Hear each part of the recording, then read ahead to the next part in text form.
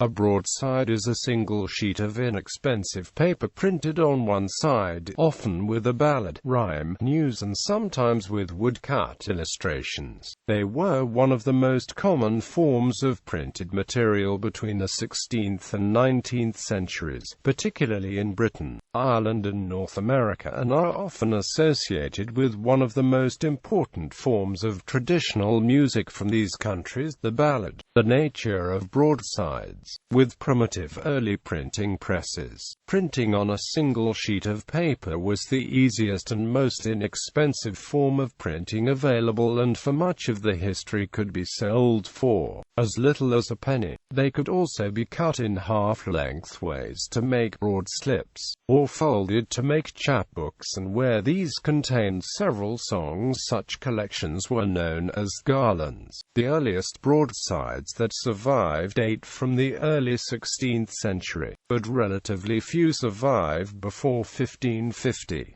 From 1556 the Stationers' Company in London attempted to force registration of all ballads, and some 2,000 were recorded between then and 1600, but, since they were easy to print and distribute, it is likely that far more were printed. Scholars often distinguish between the earlier black-letter broadsides, using larger heavy Gothic print, most common up to the middle of the 17th century, and lighter white-letter, Roman or Italic typefaces, that were easier to read and became common thereafter. Broadsides were produced in huge numbers, with over 400,000 being sold in England annually by the 1660s, probably close to the peak of popularity. Many were sold by traveling chapmen in city streets and at fairs, or by balladeers, who sang the songs printed on the broadsides in an attempt to attract customers. In Britain, broadsides began to decline in popularity in the 17th century, as initially chapbooks and later bound books and newspapers began to replace them, until they appear to have died out in the 19th century. They lasted longer in Ireland, and although never produced in such huge numbers in North America, they were significant in the 18th century and provided an important medium of propaganda on both sides in the American War of Independence. Most of the knowledge of broadsides in England comes from the fact that several significant figures chose to collect them, including Samuel Pepys, Robert Harley, 1st Earl of Oxford, and Mortimer, in what became Roxburgh Ballads. In the 18th century there were several printed collections, including Thomas Durfey's Wit and Mirth, or Peels to Purge Melancholy, Bishop Thomas Percy's Reliques of Ancient English Poetry, and Joseph Ritson's The Bishopric Garland. In Scotland, similar work was undertaken by figures including Robert Burns and Walter Scott in the minstrelsy of the Scottish border. One of the largest collections was made by Sir Frederick Madden, who collected some 30,000 songs, now in the Madden collection in the Cambridge University Library.